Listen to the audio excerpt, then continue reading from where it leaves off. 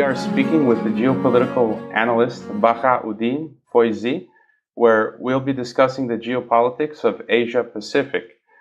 Mr. Foizee is an international affairs columnist and specializes in Greater Asia Pacific, Middle Eastern, and European geopolitics. His articles have appeared in many international outlets such as the Diplomat, Asia Times, Eurasia Review, Modern Diplomacy, International Policy Digest, and leading Dhaka-based English dailies, including The Independent, The Financial Express, and Daily Observer. He is also a legal practitioner. He holds a law degree from the University of London. Let's start first with Myanmar and Bangladesh, since you are in Dhaka. The government and civilian militant factions in Myanmar are fighting against the stateless Rohingya Muslim minority. Meanwhile, this is all spilling over into Bangladesh, as over 2 million Rohingya they've had to go into India and into Bangladesh. You've recently also written on Bangladesh's military drills and their increased readiness and preparations to deal with any threat or security situation. While the straightforward analysis would say that this is a classic case of irredentism and apartheid between Myanmar and the Rohingya, some other theories have said that the West is assisting the Rohingya Muslims in order to destabilize an independently minded Myanmar and China. What are your thoughts on what is happening in Myanmar, and then afterwards as well, what is happening with Bangladesh? Well, thank you for inviting me for an interview. I would like to note a correction here. Many platforms addresses me as analyst on European affairs also, but that's not correct. I don't specialize on European affairs, but that's something I write on occasionally.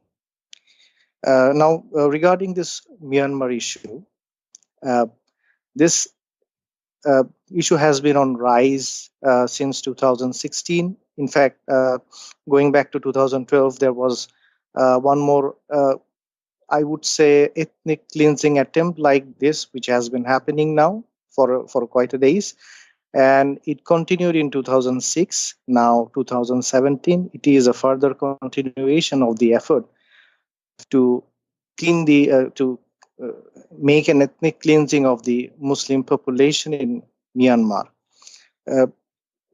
So many analysts have said so many different issues about it, but something that is not said in the conventional media is the army who is capitalizing on this fear of the Buddhists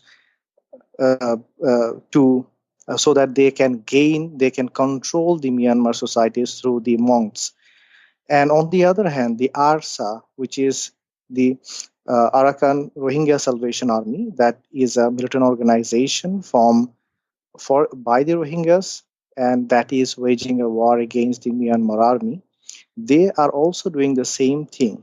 By attacking the Myanmar army, they want Myanmar army to respond by attacking the Rohingya general population. And when that happens, it acts and it goes in favor of the ARSA, which is waging already a war against Myanmar, and they get the support and moral support, and also in terms of recruitment support from the Myanmar army's attack on the Rohingya population.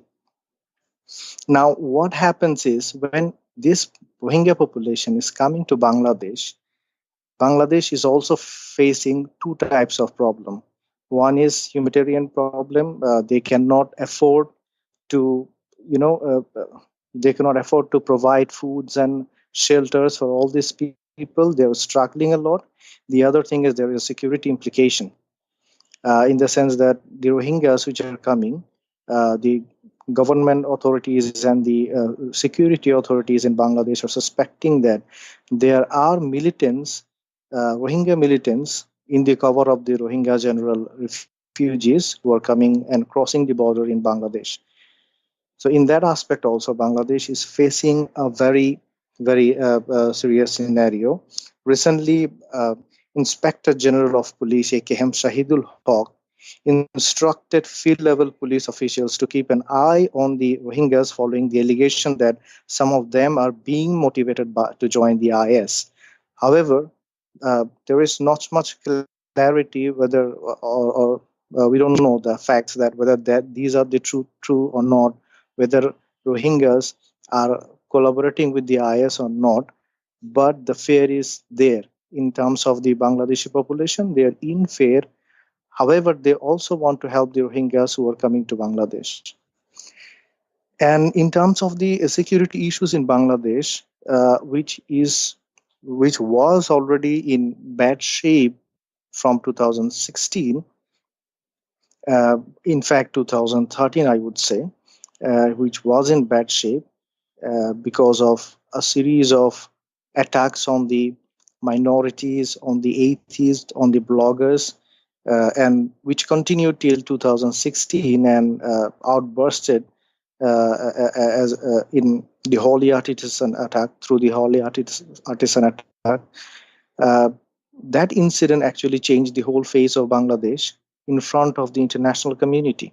International community from 2016 onward started to portray and see Bangladesh as a country that you can, compare with uh, Pakistan, where there is an ongoing militancy in many provinces. So that was the case. However, Bangladesh authorities were quick and they responded the militant threat uh, very in a very good manner, in a hard-hitting manner, and they now the militants are in the back foot, and the law enforcements and the security agencies are always a step ahead from the militants. This year alone, Bangladesh security forces has arrested hundreds of militants before they executed any plan or during their planning phase of any attacks. So that was a good improvisation in terms of Bangladeshi security personnels. And also in case of the police, government wanted to uh, uh, enhance the capabilities of the Bangladesh police in order to tackle the security issues, and Bangladesh government has taken a number of attempts in that regard. And also, you mentioned these attacks. The Bangladeshi government claims that most if not all of these attacks are homegrown and are not linked to any outside terrorist forces. Yes, Would you yes, see that as accurate?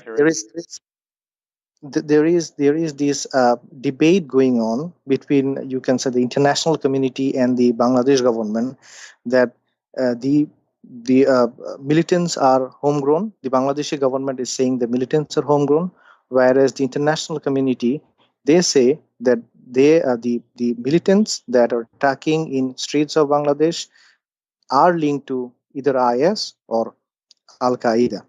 They says, according to the international community, the JMB, Jamaatul Mujahideen Bangladesh, is a branch of the ISIS in Bangladesh, and the ABT, which is Ansarullah Bangla team, they are an affiliate of the Al Qaeda in Indian subcontinent. However, Bangladesh government again and again refuses it and they say that there is no evidence to prove what the international community has been saying regarding these organizations. However, when during the Holy Artisan attack, the videos of the attackers, the pictures of the attackers was posted in the ISIS media right during the operation was going on. That actually created a question or a that throwed a question to the face of the Bangladeshi government, that whether they have to then accept that the international organizations, militant organizations, are present in Bangladesh. However, they continued their previous stance that there is no militant organization that are linked to the international organization. They are homegrown, and they have been there from 2003 onwards. And while saying this, Bangladesh government again and again quotes one thing, that in 2005 there was a serious bomb blast which took place in 64 districts of Dhaka. Sorry, 64 districts in Bangladesh, all over Bangladesh. And they say that there was no ISIS during that time, and GMB was capable enough during that time to uh, conduct such a large scale attack throughout the whole country. So the same GMB is doing this thing now without any help of the international organization, as they were capable. They saw it, they shown it before, and they're doing it now.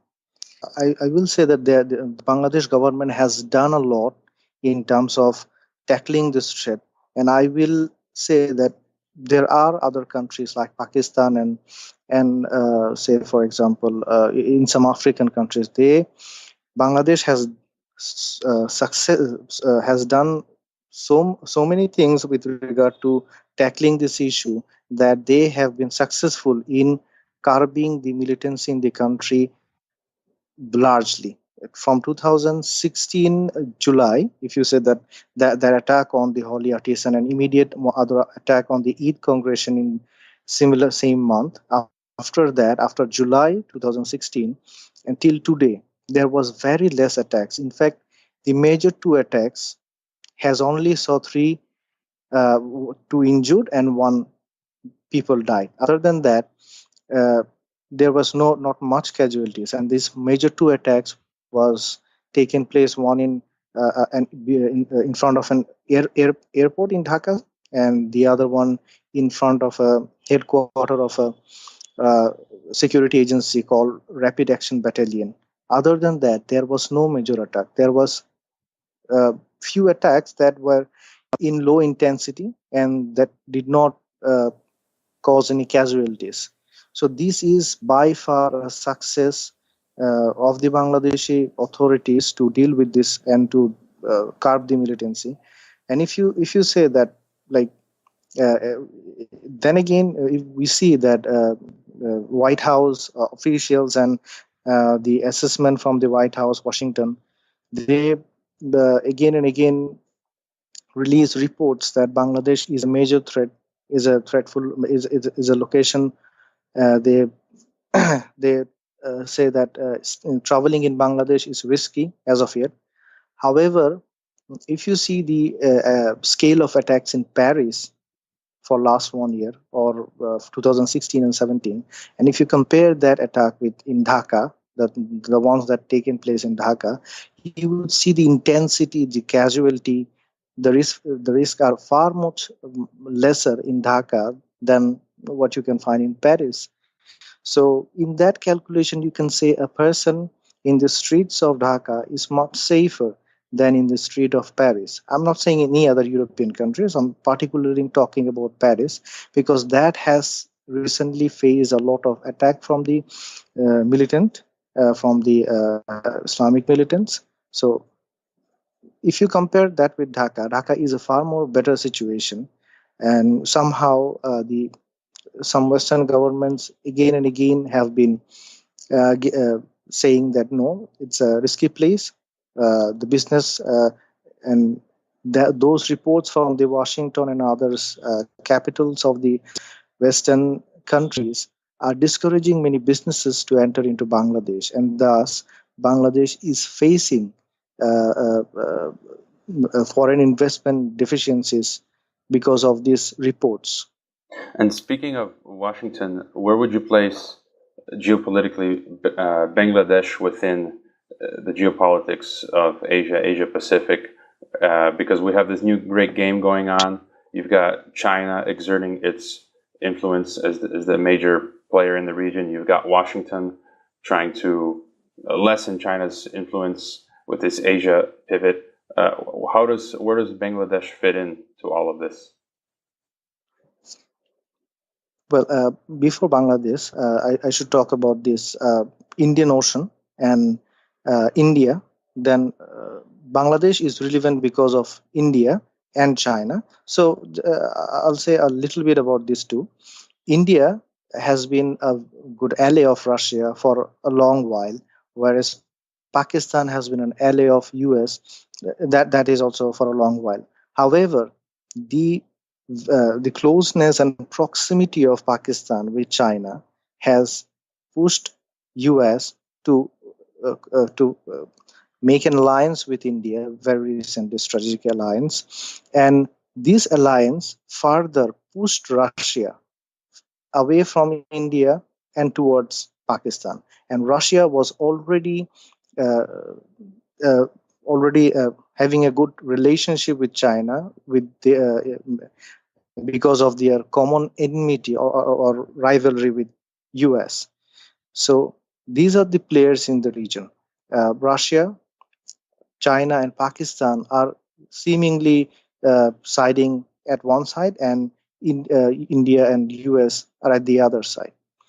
So, how Bangladesh becomes important in this region is the Indian Oceanic region, because of the Belt and Road Initiative and the Maritime Silk Route, has become a very important place. It was already important place because of the trillions of trade that passes through this region. However, because of the China's declaration of Belt and Road Initiative and Maritime Silk Route, the geopolitical importance of the region of the Indian Ocean has become much more sensitive.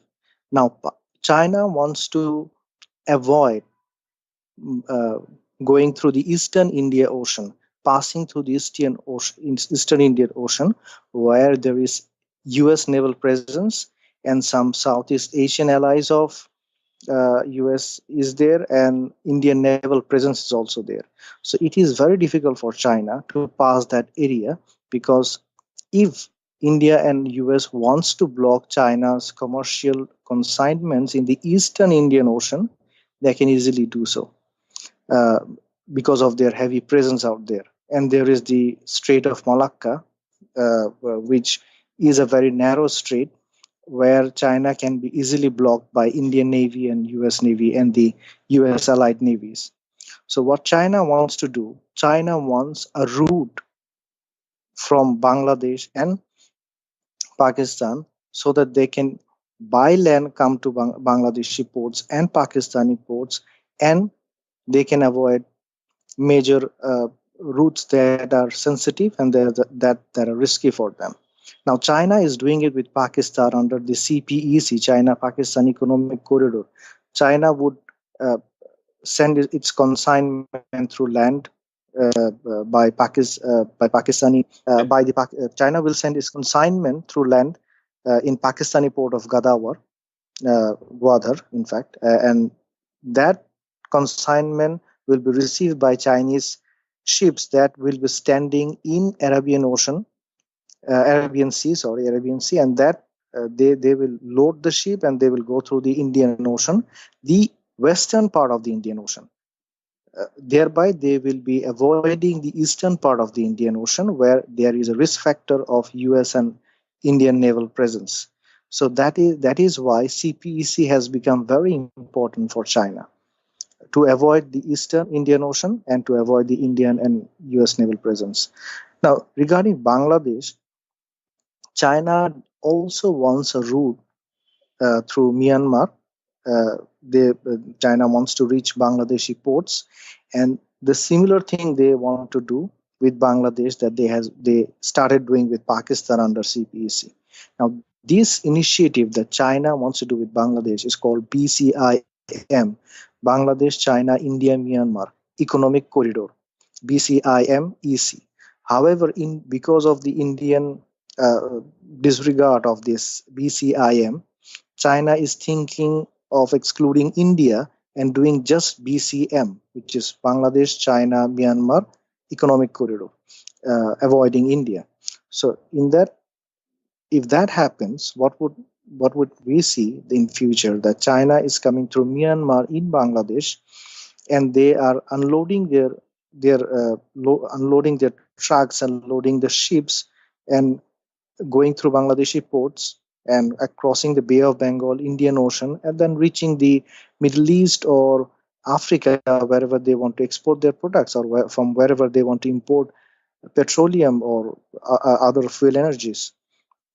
Thus, with Bangladesh, China is getting the facility or advantage of avoiding it, the risk of Strait of Malacca, but still there is the risk that there is some sort of Indian and US naval presence near Bangladesh. That would still be a factor that would be problematic for China, because through Bangladeshi ports, China is avoiding the dangerous Malacca Strait, but it cannot altogether avoid Indian naval presence in the region. However, through Pakistan, what China can do, China is totally avoiding the Indian and US naval presence and easily reaching the Arab region or African region through the Arabian Sea and Indian Ocean. So that is how Bangladesh is becoming important. The other factor is the Bay of Bengal. Uh, Whoever will have the naval supremacy in Bay of Bengal will act as a watchdog of the eastern part of the Indian Ocean. So in Bay of Bengal lies Bangladesh, India, and Myanmar. China has already made a port in Myanmar, and India has presence by Indian coastlines in the Bay of Bengal. However, China wants one more presence, a deeper presence in Bay of Bengal through Bangladesh. It wants its navy, ships, and assets to to be there in Bangladeshi waters, so that it can counter the Indian naval presence in the region. Uh, China wants to do so by constructing a deep seaport, which it did in with Sri Lanka previously. It had built a deep seaport in Sri Lanka, and it sent submarines and other naval assets in the Sri Lankan port. Uh, the similar thing that China wants to do with Bangladesh, but China wants to develop a deep sea port in Bangladesh and want to make its naval presence visible in the Bay of Bengal through this. So these are the factors that are making Bangladesh a very important equation in the region. So if I sum it up, there are two things. One thing, that China's export and import route through Bangladesh. That is why Bangladesh is important, and China's naval presence, that China wants to be in the Bangladesh shore. These are the two reasons why Bangladesh is important for China. As for the US and India, they just want to counter the Chinese growing influence in Bangladesh, and that is why they want Bangladesh to be within their political orbit and don't want to give it away to China. That's the Indian and US equation. However, the many analysts in Bangladesh recently are very skeptic about the US involvement, if there is any, in the Myanmar issue. Now, many are perceiving and viewing that US has a implied hand in agitating the communities in the bordering areas, because they think that US want uh, uh, uh, some sort of insurgency in the border of uh, Bangladesh and Myanmar, which is closer to China. So, if there is a Islamic insurgency that is going on in the border of Myanmar and Bangladesh, that will eventually spread or will impact China very largely. Although this is something you can call the part of any conspiracy theory, but this is something that is being talked about in talk shows in Bangladesh. That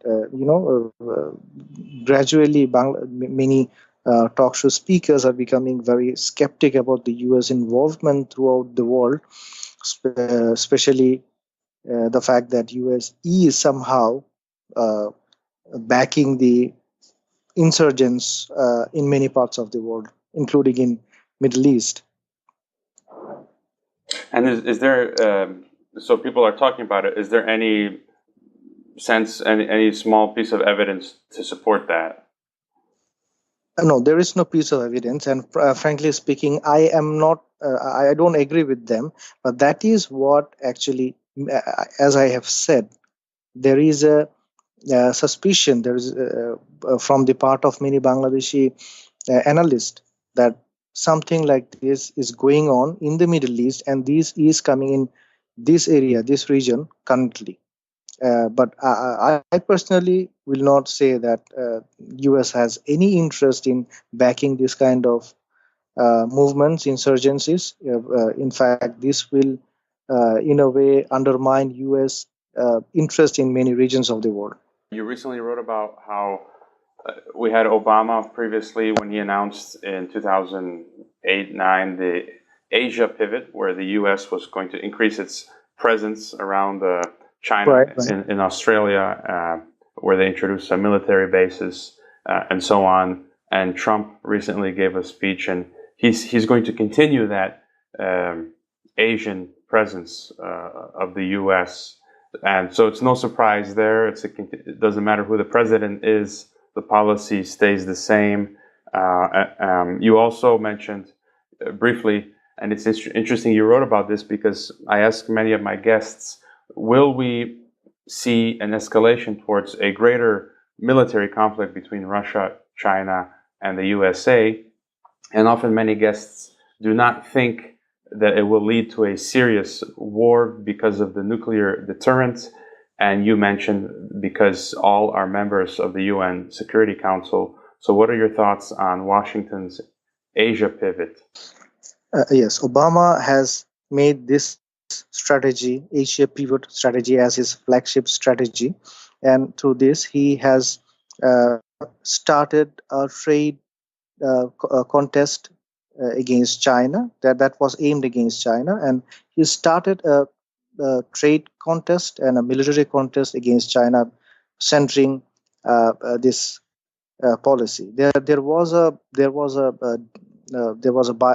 free trade agreement that was supposed to be signed, but that ultimately did not see the light. Was TPP, Trans-Pacific Partnership, that was a part of the Obama's Asia pivot, under which US wanted uh, to uh, to bring all the or most of the Asia Pacific countries in one under one trade agreement, under one free trade agreement. That would have largely undermined China's economic interest in the region. On the other hand, US was also building, was also doing a lot of military exercises with the regional countries, and was building its military installations surrounding the Korean Peninsula. And it was also engaging with India, Japan, to encircle China militarily. And recently, last year, in fact, uh, Japan has a Japanese Prime Minister, Shinzo Abe. He said he said that Japan needs a new interpretation of the constitution, in the sense that the pacifism that Japan's uh,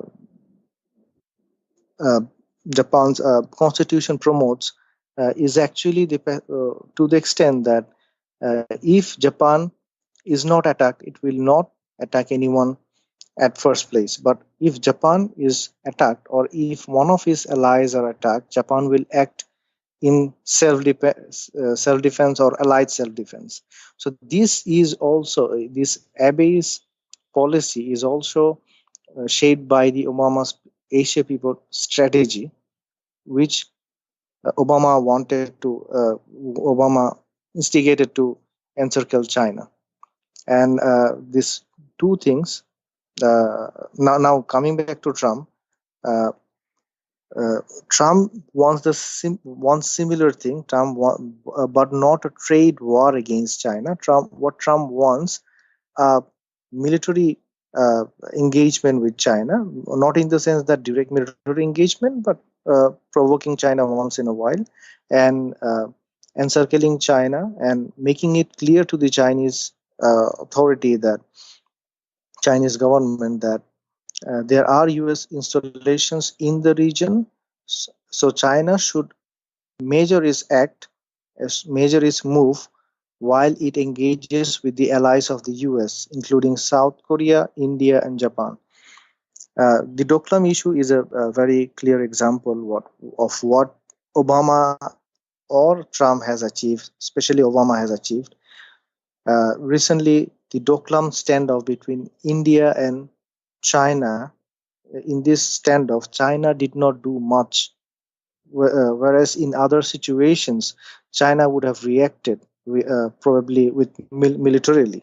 However, this time, China did not do anything because Obama has successfully installed many military installations throughout the Asia Pacific, and has made many military pacts, including with India, which will enable US to easily uh, undermine China's defense if a war breaks out. So that threat, Obama was able to portray China very successfully, and that is why under Trump's administration, uh, Trump went ahead with this, and China could not, in Doklam standoff, do anything but giving some statements and some condemnations over the issue. You've given us a lot to digest. There are many pieces on the Asian chessboard here. Do you have, as we're running out of time, do you have any final thoughts or comments to leave us with regarding the Asia Pacific region, and perhaps what you think will happen in the near future? China will continue developing its maritime and land-based Silk Road, and you said you didn't think it would come to a larger conflict between Washington and China. So, any final thoughts or comments? Well, yes, I would want to talk a bit about the Trump's policy against China, against Pakistan in the Asia Pacific. That is a part of the Asia Pacific region. Uh, that although it seems that Obama and Trump Obama wanted and Trump wants to increase the military involvement, and Trump again and again saying that it will win. But I don't think that there is any win for US in Afghanistan, because Pakistan will not allow such a situation to happen, because if Trump wins in Afghanistan, that eventually means a win for India in Afghanistan. India now is the major enemy rival of Pakistan. Anything that gives India any sort of benefit, Pakistan would definitely try to undermine that attempt. So Trump attempt to win in Afghanistan, Trump attempt to undermine the Taliban insurgency, is indirectly, Pakistan will take indirectly that as an attack on Pakistan, because Pakistan has done a lot to undermine its rival India. India, along with US, is now strengthening and supporting Afghan national government against Pakistani-backed Afghan Taliban. So Pakistan will not, get afraid of the Trump's threats that he has given recently. In fact, Pakistan will continue do what it has been doing, which is Pakistan has been backing Masood Azhar against Indian administered Kashmir, and Afghan Taliban against Afghan national government. So these two things Pakistan will continue despite threats from Trump, because this backing of militants in Afghanistan and Indian administered Kashmir is not, it's not a mere strategy that is made out of stubbornness. It is a very well thought strategy of Pakistan and which has been shaped up in very upper layers of the Pakistani military and civilian establishment, because Pakistan knows if it has to survive in the region as a state, as a nation state, it has to undermine India and the rise of India. At the same time, it has to keep Afghanistan under its umbrella. And the only way to do is helping the Afghan Taliban, and they will continue to do so. And in case of India, helping the Azhar and his organization that again and again attacks Indian administration Kashmir. So that is why Trump would fail, because Pakistan will not give up, never, because of Indian involvement. However, if Trump would not have, or Obama would not have made their overtures towards India, situation could have been different. Situation could have been very different. If U.S. and U.S. administrations like Obama and Trump had given full support to Pakistan and avoid India or distance from India, the situation would have been like Pakistan then would be serious on engaging against Afghan Taliban, not in favor of Afghan Taliban, and see that the Afghan Taliban is defeated. But fortunately or unfortunately, the case is different. The scenario is different. Trump and Obama are not supporting Pakistan; they're supporting India. Thereby, Pakistan will continue its support for Afghan Taliban. Okay, Mr. Foizee, thank you for your analysis, for your time. How can people best follow your work? I know you write for many different outlets. You also do have a Twitter. Is there anywhere in particular that people can follow your writings, or we just find you on the internet? There is this Facebook ID of mine. You can find me there. In this part of the world, Facebook is much more popular than Twitter, so that's the best way. You can find me on Facebook. And the other is I have a blog that I do in WordPress. It's bahauddinfoizee.wordpress.com. So you can find me there too. My writings are regularly posted there as well.